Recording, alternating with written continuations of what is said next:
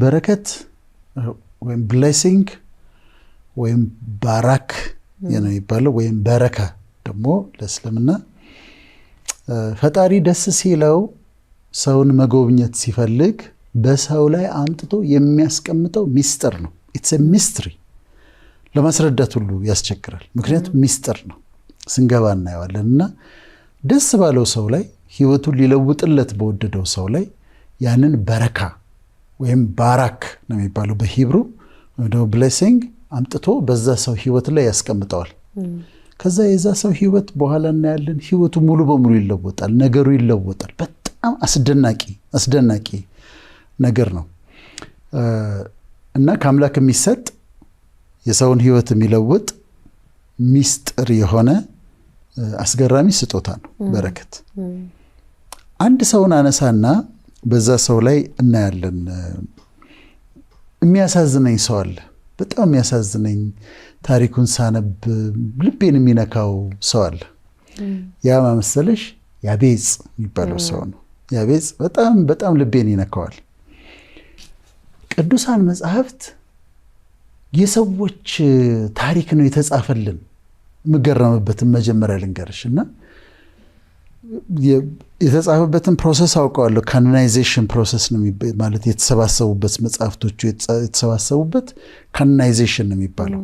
የተመረጡበት መጽሐፍቶቹና የተካተቱበት ኢንስፓየርድ ናቸው። በእግዚአብሔር መንፈስ ኢንስፓየርድ ነው መጽሐፍ ቅዱሳን መጽሐፍት እና እዛ ላይ ታሪካቸው እንዲጻፍ ተቀምጦልናል። የአብርሃም ታሪክ አለ፣ ኢብራሂም። የዮሴፍ ታሪክ አለ፣ ዩሱፍ። የዳዊት ታሪክ አለ፣ ዳዊት ወይም ዳውድ። የሰለሞን አለ፣ ሰለሞን፣ ሱሊማን። ሙሴ አለ፣ ሙሳ። እና ታሪካቸው ሲጻፍ ግን ድካማቸው አልተደበቀም፣ ስህተታቸው አልተደበቀም። የአብርሃም ድካም ነበረው፣ አልተደበቀም። ዳዊት ያጠፋው በጣም ሂውጅ ሚስቴክ ነው። በጣም ትልቅ ስህተት ነው የሰራው። ማለት የኦሪዮን ሚስት ነው የወሰደው። ከዛ ኦሪዮን አስገድሏል። ያ ተጽፎ ቁጭ ብሎልሻል። ሰለሞን የሰራቸው ስህተቶች አሉ። ከሌላ ሀገር ሴቶች ጋር ትገናኝ ተብሎ ሚስቴኮች ሰርቶ ወስደው እነዛ ባዕድ አምልኮ የሚያመልኩ ሴቶች አምላካቸውን አስመልከውታል። ኤንድ ኢትስ ሪትን። ሙሴን የሚያክል ፊቱ የሚያንጸባርቅ ትልቅ ሰው አለቱን ተናዶ አለቱን መምታት የሌለበትን ተናገረው የተባለውን አለት መቶት አትገባም ተብሏል። ወደ ተስፋይቱ ምድር አትገባም ተብሏል። ጴጥሮስን የሚያክል ትልቅ ሐዋርያ አዲስ ኪዳን ላይ ደግሞ ስትመጪ እኔ ሰው ይሆን አላውቀውም ብሎ ሲራገም ተጽፏል። እና ገረማለሁ። እኛን አስቦናል። እኛ እንዳንፈራ። ኤልያስ ማለት በጣም ትልቅ ጀግና ነው። በጣም ምንም ነገር የማይፈራ ወገቡን በጠፈር የሚታጠቅ እዛ በረሃ ውስጥ ያደገ ምንም የማይፈራ ነገስታትን የማይፈራ ሰውዬ ነው ኤልያስ ማለት። ራሱ የሚያስፈራ ነው። ግን አንዲት ኤልዛቤል ተነስታበት፣ የምታስፈራ ሴት ተነስታበት ፈርቶ ሄዱ ዛፍ ስር ወድቆ እኔ ከአባቶች አልበልጥ ምነው ውሰደኝ ልሙት ብሎ ሲለምን ታየዋለሽ። እና ዊክነሳቸው እንዲጻፍ አድርጎልናል። ጀግንነታቸው፣ ብርታታቸው፣ ፈቃዱን ማድረጋቸው፣ ቅዱስነታቸው ተጽፎልናል። ግን ደግሞ ድካማቸው ተጽፎልናል። ለምንድን ነው እኛ በምናነበት ጊዜ ተስፋ እንዳንቆርጥ? አይ እሱንማ ስታንዳርድ መሟላት አንችልም፣ እኔ በዚህ ድካሜማ እሱን ላገለግለው አልችልም እንዳልል የሰለሞን፣ የዳዊት፣ የሙሴ የሁሉም ዊክነስ ተጽፏል። ፍርሃታቸው፣ ጭንቀታቸው ተጽፏል። ኢቭን በክርስትና ዋናው ጌታ እንኳን በጌቴሰማኒ ሲያጣጥር ደም ላብ ሲያልበው ተጽፏል። ግን ተስፋ እንዳንቆርጥ ይመስለኛል። እና ስታነቢው የሰዎች ታሪክ ነው የምታነቢው። በአብዛኛው በሰዎች የኖሩትን ኑሮ እያሳየሽ ነው የምትሄጂው እና ምሳሌዎቻችን ናቸው። አሁን እኔ እዛ ቅዱስ መጽሐፍ ላይ ከሚያሳዝኑኝ ሰዎች አንዱ ያቤጽ ነው። ለመሰለሽ ያቤጽ የሚያሳዝነኝ ችግሩ የሚጀምረው ከመወለዱ ነው፣ ሲወለድ ነው። አሁን ልጆች ሲወለዱ በረከት ይዘው ይመጣሉ። ታይ እንደሆነ ከዲት እኮ ስትወለድ ነው አባቷ የተሾመው፣ እሷ እግሯ እርጥብ ነው፣ ገደኛ ነች፣ ገድ አላት እሷ። ታምንበታለህ ዶክተር ይላሉ። ህዝቡ የሚለውን ነው የምልሽ፣ ህዝቡ የሚለውን ነው። እና ገደኛ ነች እሷ ስትወለድ ነው እኮ አባቷ የተሾመው ይባላል። እከሌ ገደኛ ነው እሱ ከተወለደ በኋላ ነው እኮ ሀብታም የሆኑት ይባላል። ገደኛ ይባላሉ ገና ከመወለዳቸው። ስለዚህ ስም ሁሉ ሲሰጣቸው በረከት፣ እድል ምናምን ይሰጣቸዋል። በቃ እንዲህ ያመጡትን ነገር ተከትሎ ነው የሚሰጣቸው ስም።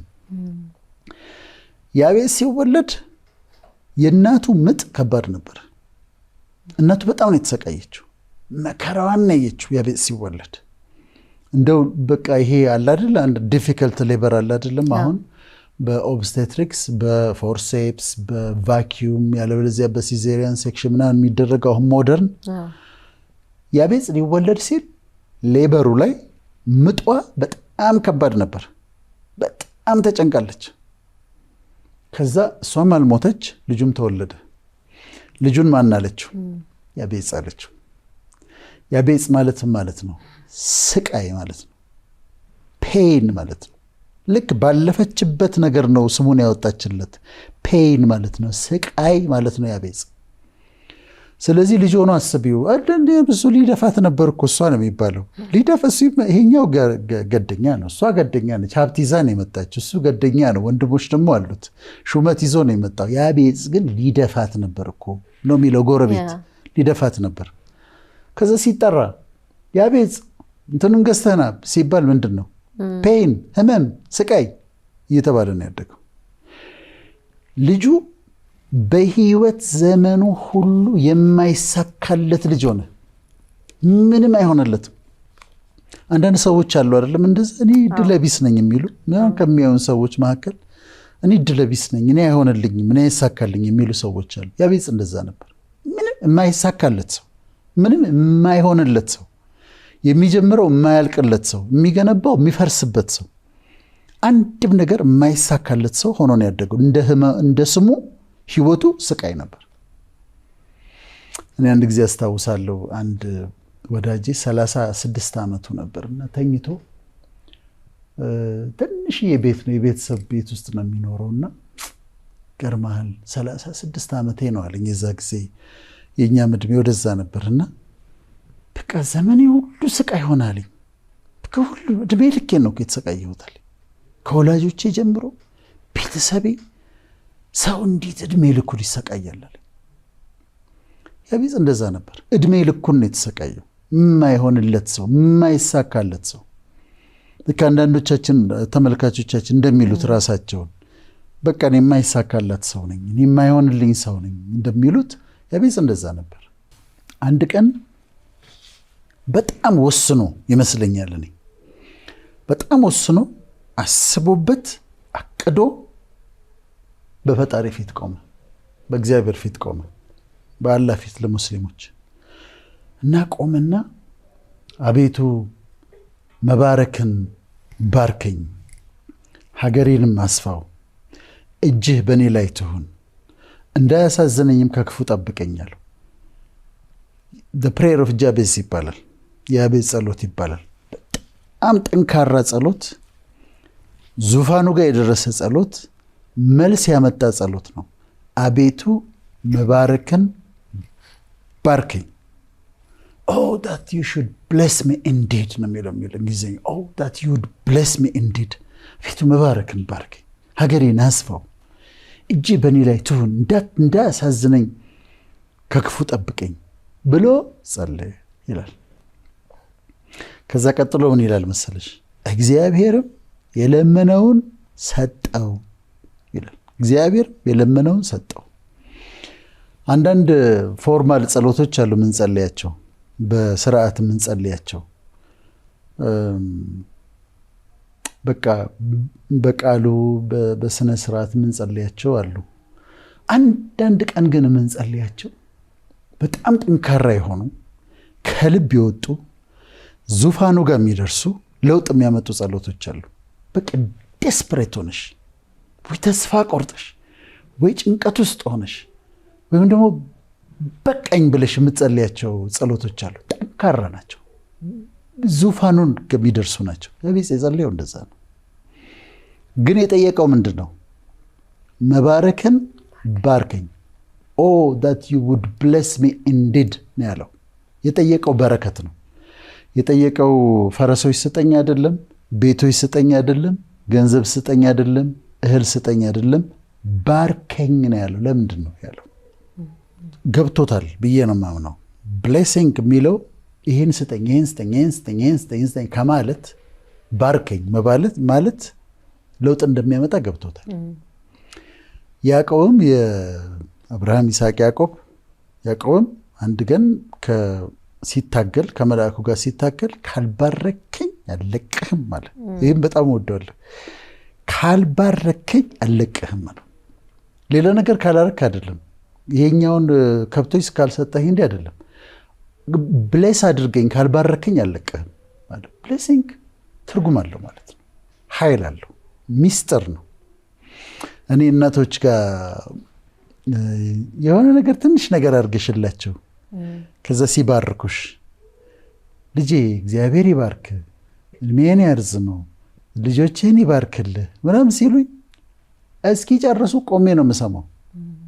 አሜን እያልኩኝ እግዚአብሔር ይባርክ፣ አሜን፣ ልጆችን ይባርክልህ፣ አሜን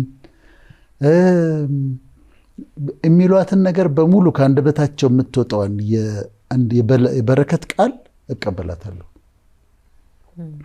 ድሮ ልጆች ሆነን እጅ እናስታጥብ ነበር። ታስታጥቢ ነበር? አስታጥበሻል? እጅ አስታጥቡ ይባላል እንግዳ ሲመጣ እና እጅ ስታስታጥቢ ልክ ይታጠቡና ተባረክ ልጅ፣ እግዚአብሔር ይባርክ፣ እደግ፣ ያሰብከውን ያሳካልህ ይላሉ። ቀላል ነገር እንዳይመስልሽ፣ በጣም በጣም ወሳኝ ነገር ነው በረከት። አሁንም በየመንገዱ የሚባርኩን ሰዎች፣ ትላልቅ ሰዎች የሚባርኩን በረከት ቀላል አይደለም እና እኔ ቆሜ ነው አሜን እያልኩኝ የምለው። በቀላሉ በረከትን በምን ታየዋለሽ? ብሌሲንግ ያለበት ቤትና በረከት የሌለበት ቤት ስትገቢ ታውቂዋለሽ። እኔ አሁን አውቃለሁ። የተባረከ ቤት በተሸረፈ ሲኒ ሻይ አቅርበውልሽ እንዲህ ዳቦ ቆራርሰው ምናምን እንትን ብለው ውጭ አይልሽም። ከዛ ቤት መቆየት ትፈልጊያለሽ። እንደው አፍረሽ ነው መጨረሻ ላይ የምትወጪው። በሉ ልሂድ፣ ይሄ ቤት አያስወጣም ብዬ አውቃለሁ። ይሄ ቤት አያስወጣም በሉ ልሂድ ብዬ ተነስቼ ወጥቼ አውቃለሁ። አንዳንድ ቤት ደግሞ ስትወጪ ሁሉ ነገር ሞልቶ ግን ተቀመጫ ይልሽ፣ ውጭ ነው የሚልሽ እና የብሌሲንግን ፓወር ታይዋለሽ። በረከትን በሰዎች ላይ ታይዋለሽ። ሰዎች እንደሚሉት ከእግር እስከ ራሷ የ300,000 ብር ፈሶባት ምንም ኢምፕሬስ ላታደርግሽ ትችላለች። ምንም ዝም ብላ ደግሞ ጸጉሯን ወደኋላ አበጥራ በምናምን ፊቷን ታጥባ ወጥታ ደግሞ በጣም ኢምፕሬስ ልታደርግሽ ትችላለች። እና በረከት በሰዎች ህይወት ላይ ያስታውቃል። የተባረከ ሰው ያስታውቃል። የተባረከ ቤት ያስታውቃል። ለውጥን ያመጣል። ፈጣሪ ለሚወደው የሚሰጠው ነገር ነው። በረካ አጥብቀን ልንፈልገው የሚገባ ነገር ነው።